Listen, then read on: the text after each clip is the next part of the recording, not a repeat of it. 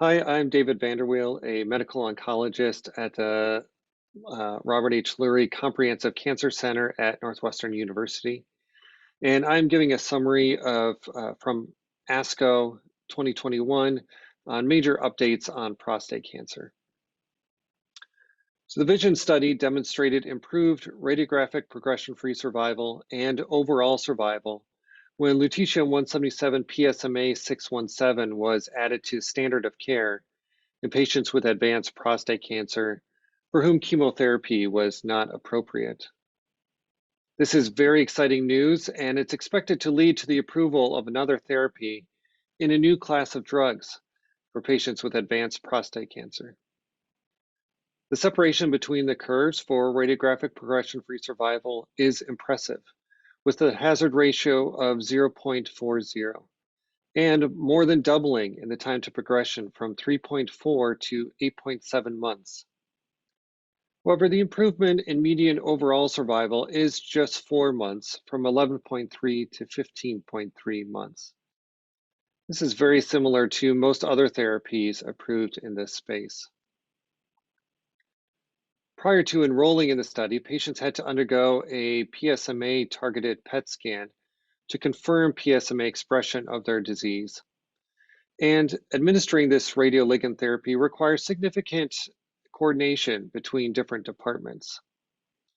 I think the question remains whether these barriers will prevent patients from being able to receive this therapy.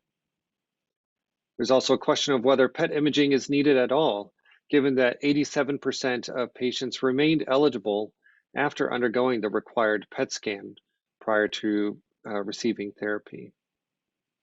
Alternatively, the definition of PET-positive disease for eligibility purposes was fairly relaxed. One could make an argument that more stringent definitions would have led to even more benefit from this radioligand therapy. The PEACE-1 trial is looking at using old therapies in new ways.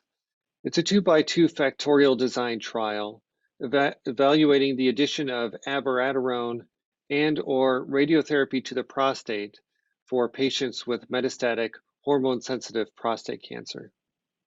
The initial abiraterone data was presented at ASCO, which showed an impressive improvement in radiographic progression-free survival from 2.2 to 4.5 years.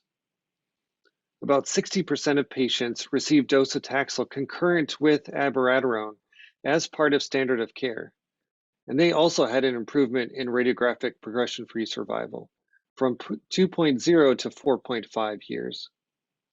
Encouragingly, there was no increase in early toxicity when Abi and docetaxel were given concurrently. Improvement in radiographic progression-free survival for metastatic hormone-sensitive prostate cancer does not always translate to an increase in overall survival, and the OS data is immature. In fact, this lack of overall survival benefit was seen in the SWOG S1216 study, also presented at ASCO. But even if the improvement in overall survival is small, this could be a way to prolong the early asymptomatic hormone-sensitive stage of disease.